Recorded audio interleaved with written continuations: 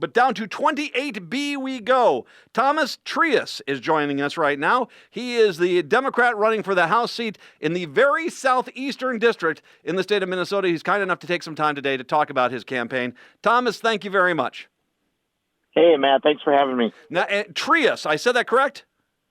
That's exactly right. Beautiful. I want to start off really quick here. Last week we had some pretty heavy-duty storms. I know a lot of parts of the southern part of the state were hit hard. Was your district hit at all very hard?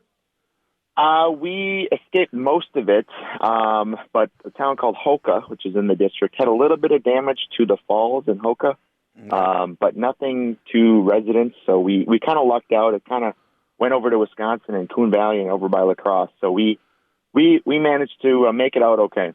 Your district is in the very southeastern part of the state here, and of course, I don't know if you are a fan of the Green Bay Packers, but you do us a favor by being close to those people. the buffer zone for the rest of us. It can be a little tough in a town called La Crescent, which is on the border with the river there in Wisconsin. And we had Apple Fest. You talked about apples. Apple capital of Minnesota is La Crescent, which is the biggest town in the district. And we had a parade the weekend that the Vikings played the Packers. So it was a little awkward with the Packer-Viking dynamic there. Well, I'm glad you guys had a wonderful time down there, and it's you keep those guys at bay. You keep them cross. They got their side. They got La Crosse. We have La Crescent. We'll just keep it that way. Right. Thomas, why don't you give a little background? Who exactly is Thomas Trehus? Yeah, well, I'm a fifth-generation resident down here. I grew up in my outside of a town called Spring Grove, which is a town of 1,300 people. I live in a township called Wilmington Township, and my parents grew up there about 150 years ago. My ancestors came from Norway, settled the land, started farming and taking care of the property there, and I still live there, which is super cool. And now I serve on the school board, local school board in Spring Grove. We have our own little school district here of about 350 kids, K-12. So all of the district that I'd represent in 28B is small towns. Like I said, La Crescent's the biggest town. So small towns and farms, and that's kind of why I'm running to help preserve and protect our rural communities. You are by far not the only person with school board experience or education experience that this time around that is running for office. Was that experience that you've been having, is that a motivator for you to run? What exactly prompted you to say, you know what, I want to represent 28B? It is exactly why I started to run in the first place. And I actually announced I ran in 16 as well. And so joining the school board right away, I realized that our hands were tied on a lot of different issues. Of course, funding being the biggest barrier, but some of the unfunded mandates and all the testing requirements and all the requirements that the state puts down that might work for some districts and might not work for others. And so, but funding, of course, is the biggest. Over 80% of our funding comes from the state. So if the state doesn't do their part, then we have to go to our taxpayers, and our tax base isn't as big as some other districts in Twin Cities or other parts of the state. So I said we need a voice in St. Paul that'll look out for our small school districts.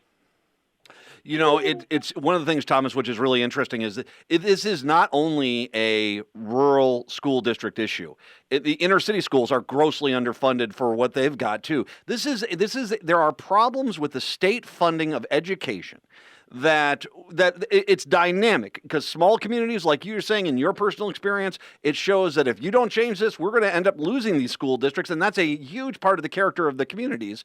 But then as well, it's also just a reluctance to deal with a very large problem that the state needs to rethink how education is funded as a whole, and that make sure that these school districts, and especially in outstate Minnesota and in the inner city, are basically funded correctly so that they're not crippled by one or two minor upgrades or changes in the dynamic.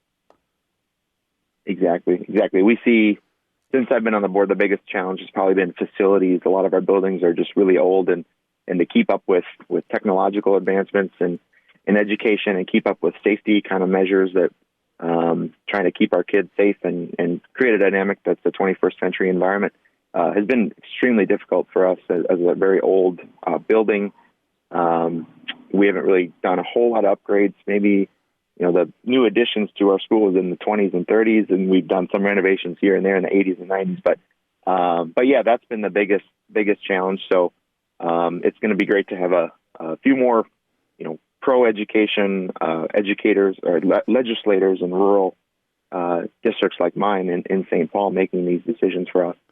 Well, and I want to make sure everyone hears what you said. 1920s and 1930s, that's when most of your school district buildings were initially built, and and there are some that haven't even been upgraded since then, correct? Yeah, I mean, we've done some minor upgrades and stuff but for the most part, the general structures are the same, and the cells and bells sort of school district, traditional school district model still exists, and so it doesn't really adapt to the needs of students today in 2018. So to me, that's been kind of the biggest barrier, but we're doing what we can with what we have in our school districts. I mean, we spend a lot less per kid than a lot of other districts. But if you look at the disparities in spending per kid, I mean, you can get the average in Minnesota spent per kid is about $11,000. In my district, the average is about 7,600, 8,000 per kid. So quite a disparity there.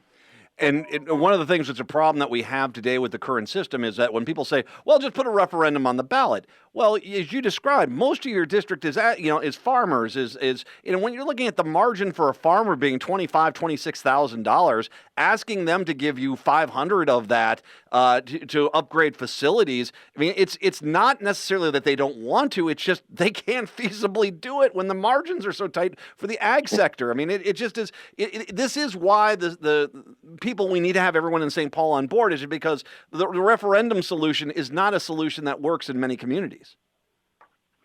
That's exactly right. And when commodity prices are sky high, maybe in 2012, 2013, yeah, farmers were willing to dish out more. But as they are now, I mean, there's no money in farming as far as the cash flow goes, and so these tariffs are really hurting us in southern Minnesota disproportionately. And so yeah, things are really not great for farmers, and so the last thing they want to do is dish out more in property taxes. When you talk to farmers out there, let's bring that up next. I mean, I've heard this before. There are numerous other outstate districts. I especially talked to a few people out in the very western part of the state that have said, "Oh yeah, these tariffs are actually they're scaring people because they're impacting now, and it doesn't look like there's any time soon that these are going to ease up."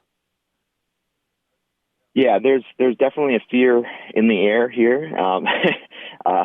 There, especially with younger farmers. I'm 28 years old, and I don't farm full time, but I help my dad. He still farms corn and beans, but he's 65. He's the farm's paid for. I mean, he's been farming his whole life. But for my generation of farmers, it's extraordinarily scary because there's a lot of debt accumulated there, and they've assumed and they borrowed for better prices, and the prices have tanked. And so, I think bankers are scared. I think a lot of, especially younger farmers, are really fearful out there. So a lot of anxiety, and I hope I hope we stop this trade war on the federal level, and we keep increasing trade on the state level. We just had a deal with Taiwan yesterday that the governor signed for about over $1 billion in soybean trade with Taiwan. So things like that, I mean, will help, but we got to stop the trade war for sure. And, especially in Minnesota, I mean, with Canada, I mean, that's such a huge trade partner with us on a lot of different products.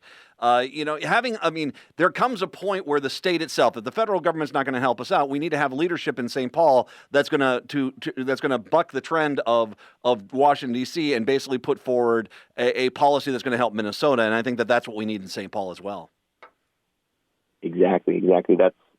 That's what I see too. I mean, the federal government is going to do their thing. They're fighting and picking partisan battles left and right, but the real change is going to happen. Real progress is going to happen state and local. It is a very pretty part of the state. I have been down there a few times. I've been in La Crescent. I have been down to the apple orchards down there. They're magnificent. It's a great time. I'm setting this up as it's a great time to visit 28B in the very southeastern part of the state. Correct? It is a beautiful time. The leaves are changing. This district down here, it's 2 counties, so it's all of Houston County, all of Fillmore County. It's 1,431 square miles, Matt, so that's a little under the size of Rhode Island, the state of Rhode Island. So it's a big area, and there's plenty of doors to knock. And we have 64 precincts down here, so it's a big area, but we've been going to every town festival. We're doing our final parade tomorrow in Wyckoff, a town in Fillmore County. That's number 17 since May. So if you want to come to the Wyckoff parade, we'd love to see you there at 11.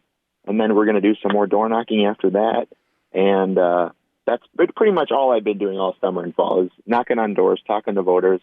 They're ready for a change, and we're ready to provide that change. Well, and it should be mentioned, your district is well within the margins. We've seen a 20-point swing in this country from the right to the left, and this district is very much within play. Fillmore, Houston counties, 28B. Think about this, people. You can go out of the city. Once again, help your local Democrat. But if you're in a relatively safe district, then take some time. Head on down. Sounds like some good apple picking to be had down there in 28B. Go down, pick some apples, do some door knocking, or if you can, write a donation out. Help out Thomas Trehus in 28B and see if we can help get him to St. Paul to help out his district and help out the state as a whole. If a person wants to find out about volunteering or donating, what's the website they should go to? ThomasTrehus.com, Trehus, ThomasTrehus.com. Check it out. You can donate. We've already raised over $50,000. So for a state house race, I think that's pretty good, Matt. And we're going to raise more because our opponent is the chair of the tax committee, and so he has pretty much unlimited resources. He's going to raise over $100,000. He's blown through the caps already. So we need to keep up with that as best we can. And we're out working him on the doors, but we're expected to see a whole bunch of negative ads in the next few weeks, so we got to combat that. So I'd appreciate all the help that we can get down here. Thomas Trehus. Now, once again, it is Thomas, Thomas, Trehus, Trehus.com. I'll link to all this on social media a little bit later on. Thomas, 28B, thanks for being Democrat of the Day. I really appreciate the time, and all my best as we head towards November. Hey, thanks so much. My pleasure. Thomas Trehus is once again joining us. Democrat of the Day. Let's take a break. Come on back. I will try my best to update you on what the heck happened in Washington, D.C., but reality is there's so much that's been going on. It's insane. It's the Matt McNeil Show on AM 950.